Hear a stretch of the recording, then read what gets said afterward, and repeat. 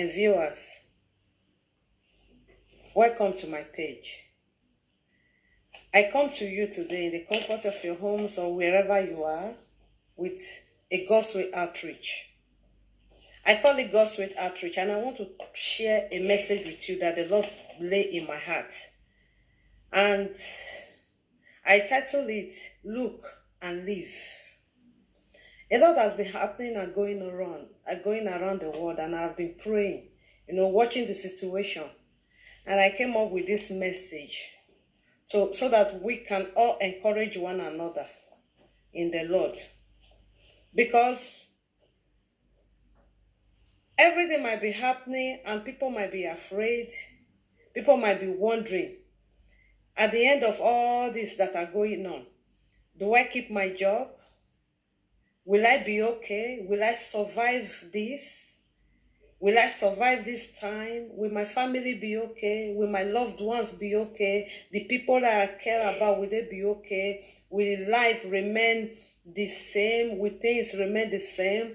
And when you look into the future, you see uncertainties, you see instabilities. When you look at the news, you hear the news. Everything you hear is not encouraging at all. So what is your hope? Where is the hope of the righteous? I want to encourage you this hour with the word of the Lord. Let us read. Turn with me to the book of Hebrews chapter 12 from verse 1. I read. Therefore, we also, since we are surrounded by so great a cloud of witnesses, let us lay aside every weight and the sin which so easily ensnares us, and let us run with endurance the race that is set before us, looking unto Jesus, the author and finisher of our faith, who for joy that was set before him endured the cross, despising the shame, and has sat down at the right hand of the throne of grace. I stop here for now. What does this mean? It means that whatever that you see around the world today has been anticipated by our Lord Jesus Christ. He is the Son of God. He was sitting on his throne at the right-hand side of the Father. And then he saw into the future that things like this is going to happen. And people are going to have to be in trouble. Why? Because the enemy, the adversary of man, has fallen into the earth. And who is this adversary of man? Lucifer, the devil himself. He rose up before God and became so proud and said, I don't want to be an angel anymore. I want to be God. He told himself, I want to be God. I will be like the Most High. And I want everybody to worship me like the Most High God. And what happened? A war busted out in heaven. And then he was defeated and thrown out of heaven, out of the presence of God. And then he was condemned to everlasting life. He was appointed to burn in hell, in eternity. And what did he do? He said that now that I'm no longer in heaven, what should I do? I know I'm already in trouble, so I have nothing to lose. I will come down to the earth. Because when God made man, he made man in his own image and put man in the Garden of Eden. You were not supposed to be working. You were not supposed to be striving. You were not supposed to be worried for anything. Because everything that you need to survive, to live, and enjoy your life as a human being was provided for at the Garden of Eden. So, the devil came in and deceived man. And man fell from that grace and that glory and became a destitute to everything that life demands. Lack of food, lack of shelter, lack of clothes. So many things. He was driven out of the Garden of Eden and asked to go and fend for himself and his family. And that is where the struggle and the battle for life began. From the day you were born till now, you have been fighting battles. Even right from when you were in your mother's womb, the devil saw you and saw your God-given destiny.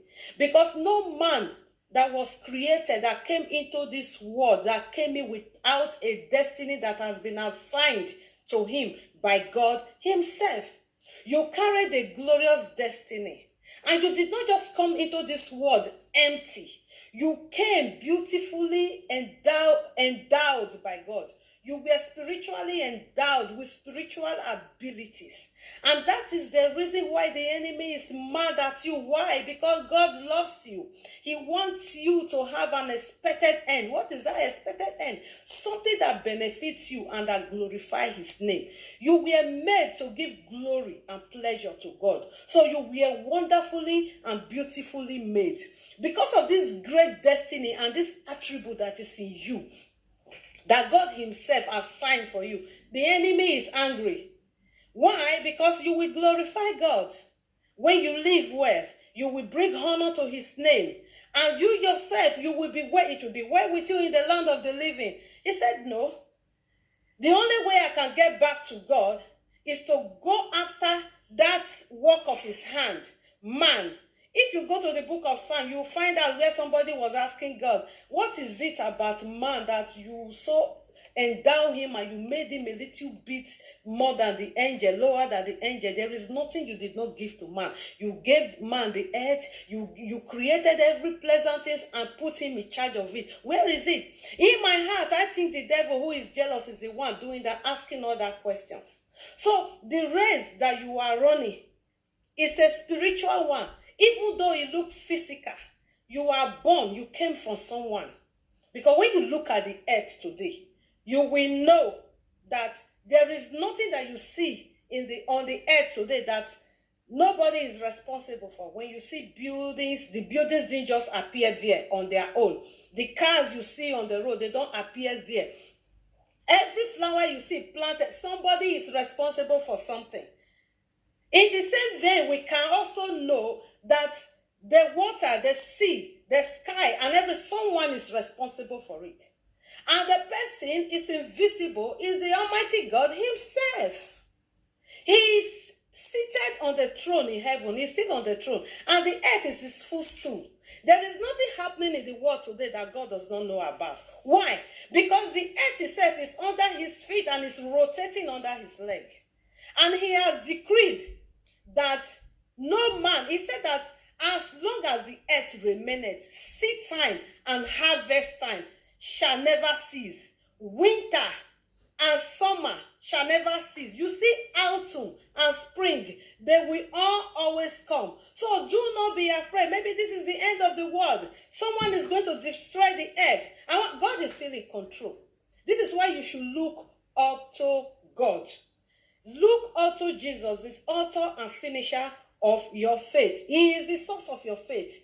How do you have faith? It is also written in the book of God that he said that faith cometh by hearing, and hearing the word of God. If you don't read the word of God, you don't know God, you are not in intimacy with God. You will not be able to know what to do during your trying times. You will not be able to know what to do during the confusion that you see in the world today. So the knowledge of the word of God is the solution to the confusion of the world. Jesus Christ has already provided an escape, a route of escape for the believer. He saw all these things. He forsook his glory. He forsook his position. He forsook his throne and came down and became a man and walked on street earth. He suffered shame, humiliation, affliction, so that you and I will be free. The shame that you would have gone through, he put it upon himself. Why did he do that? Because he wanted to provide honor and dignity for you. He was given 36 stripes for your sicknesses and diseases. And if you go to the book of Mark, chapter 11, verse 22, I will read it out. So Jesus answered and said to them, have faith in God, for as surely I say unto you, Whoever says to this mountain, be removed and be cast into the sea, and does not doubt in his heart, but believes that those things he says will be done, he will have whatever he says. Therefore I say to you, whatever things you ask when you pray, believe that you receive them and you will have them. Did you see that? Jesus Christ is telling you, unless you have faith. So how do you look unto Jesus, the author and finisher of your faith? The way you speak, you look unto Jesus, because it is also written, if I regard iniquity in your heart, sin in your heart, I will not answer your prayer. So the kind of lifestyle you live will determine whether your prayers will be answered or not. You check, just take a look around your life, your lifestyle, the kind of life that you live, your heart towards people and towards God himself. Do you love God? Are you a lover of God? Are you a lover of mankind? Are you a lover of his word? Are you in intimacy with God? Because spiritual fervency will place you in standing with God. But when you do not know him, you are not in a relationship with him.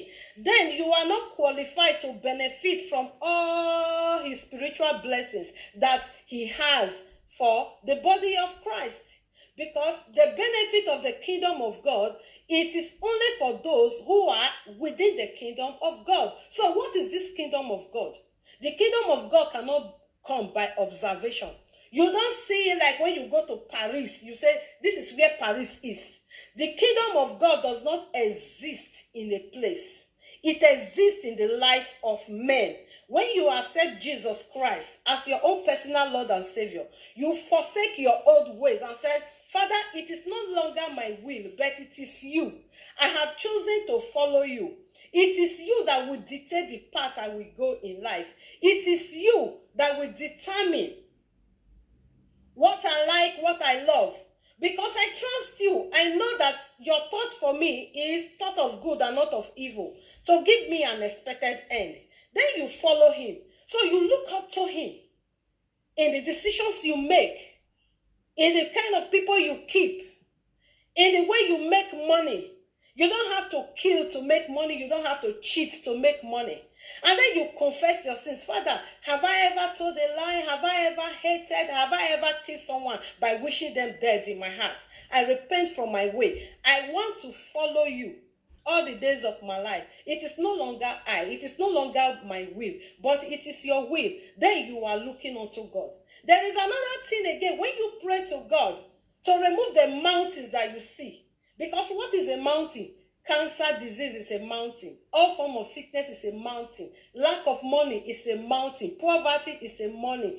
Crisis, backwardness, stagnancy is a mountain. Depression, unhappiness, they are mountains of life. And Jesus Christ said, come unto me, all ye who have labored and are heavy laden, and I will give you rest. Whatever that mountain is that is in your life, bring it unto Jesus. He is the author and finisher of your faith. He will take the burden from you and bear it for you. He has already bore it, but he will just lift it up from you through the saving act of Jesus Christ on the cross of Calvary. That is the reason why he went to the cross for you, that you may be free from all oppression of the devil, because you have an adversary as a human being. It doesn't matter whether you are a witch, whether you are occultic, whether you are a Christian, or whatever you are. As long as you are a human being, you are at war with the devil. The devil is at war with you. Why? Because the eyes of God are on you. He loves you, and he gave his only begotten son for you, so that you will not perish in hell. And because of that, the devil is not happy about it. Even those who are worshiping Satan are not his best friend, but they do not know. He is deceiving and manipulating them to take their soul with him to hell. So what should you do? Decamp yourself from the broad way and come through the narrow way to Jesus Christ. And follow him, obey him, and look up to him. In prayers, if you have anything, Do not be worried about whatever problem that you think that you might be having. Take it to God in prayer. And believe in your heart and have faith in God. Because another thing that can hinder your prayers is if you are doubting if he really cares. Does he really exist? If you do not believe in God, that God exists, then why don't you take a look at the ocean and said, just as much as I know that the house I am living was built by someone, somebody put that ocean there. The sky that I see, somebody is responsible, because creation is a reflection of its creator. When you see the work of his hand, you will surely know that God exists.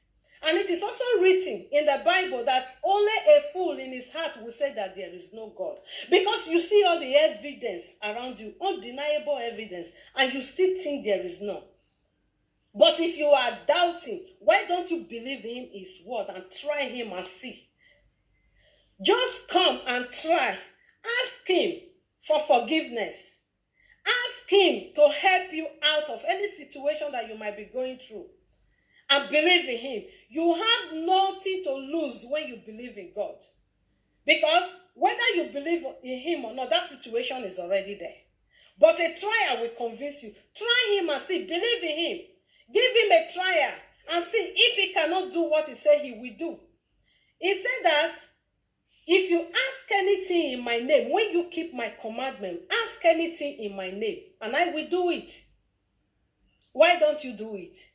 Whatever situation that you are going around today, God will turn it around for your blessing. He will give you a new song. He will give you a song of testimony. He will lift you up. He will give you a change of story. He will give you joy unspeakable, because he is the hope of the righteous. And you see, the hope of the righteous can never be destroyed, because Jesus is the foundation and the solid rock upon which the righteous are standing. And those who are standing upon him, they are not going to fall. Why? Because every other ground around that solid rock is a sinking sand. The rock of technology, the ground of technology, the ground of self-belief. Because there are people who trust in themselves. People are trusting in their wealth. People trust in their money. People trust in their achievements, in their education. But when they die and leave this earth, what happens? They do not remember where their certificate is. When they die and go to the grave, what happens? They do not see what happens to all the houses that they have built, the money and the properties they have acquired during their lifetime. Why is it like that? But they so much put their trust on that. But it is written that you should put your treasure on heaven above, where no robber, where nothing will can happen to it. Jesus Christ, when he was on this earth, he was about to leave. He said that we should believe in God. Believe also in me, who is the Son of God. I go away to prepare a place for you, and I will come back again to take you unto myself. For in my Father's house are many mansions. Whatever you do while you are here on earth today is being recorded. One day, you and I will give account of the way we lived our life. Because the life you are living is not your own. The life I am living is not my own. The Bible says that when God created Adam, the first man, he breathed into his nostrils, and Adam became a living soul. Since the time of Adam till now, that breath of life that was given to Adam was being transferred from one man to another, to every man that has lived on earth. That same Adam's breath is in me, is in you. The day you go and the breath is taken from you, it is over for you. You cannot repent again. You cannot turn to God again. You cannot learn about God again. You cannot have the chance to run the race again to make sure that you make heaven. You cannot even think, how can I be blessed? You cannot even enjoy the money that you have made. The life you are living does not belong to you. The life that I'm living does not belong to me. And remember that you are at war with an adversary who is determined that the day you die, he wants to make sure that you are qualified for hell and not for heaven. So you must look up to God. You must pray, Father, give me the grace. How do I love you more? How do I obey you? Give me the grace. Give me the grace to obey you and live a life that actually pleases you. Because when you obey God, you will eventually and automatically qualify for all the blessings of God, including healing, including his riches. Because in the book of Revelation, it told us that Christ died to give us honor, wisdom, knowledge, power, riches, glory, and blessing. So it is all available. This is the true meaning of Easter. This is what Easter is all about, that Jesus Christ died, he rose again. When he died, he went to the gates of hell and collected the key of death from Satan, who was holding it. Because when man was placed in the Garden of Eden, we had the key of life. But when he came and deceived man and man fell, man handed over the authority that God has given to man unto Satan. That is why he is called the God of this world. Many people will run to him and say, Satan, if you can give me riches, I will kill in your name. I will do this for you and will do that for you. But the thing that the devil is offering you for you to do those evil things, God has already given it to you. Even Jesus Christ has already collected that authority back to give it to you. It's only when you live in Christ that you can operate in that authority. But when you don't live in Christ, when the enemy come against you like a flood, you will be helpless. That is the reason why I come with this gospel outreach. In anything you go through, in anything you see, do it God's way, and you will be blessed in Jesus' name. Thank you for your time. Thank you for your time, and I pray that this word richly bless you. Let us pray together. Father, I thank you for this word that you have given us today. I pray that this word will bear fruit in our lives. And that, Father, you will heal those who are calling upon your name. You will help them. You will answer them according to how your word, oh God, said it, and according to all your promises in the name of Jesus Christ. Give them a song of testimony. Give them a reason, Father, oh God, to continue to belong to you. And prove yourself and your power to them, Father, as they trust in you today. In Jesus' name I pray. Amen. Thank you.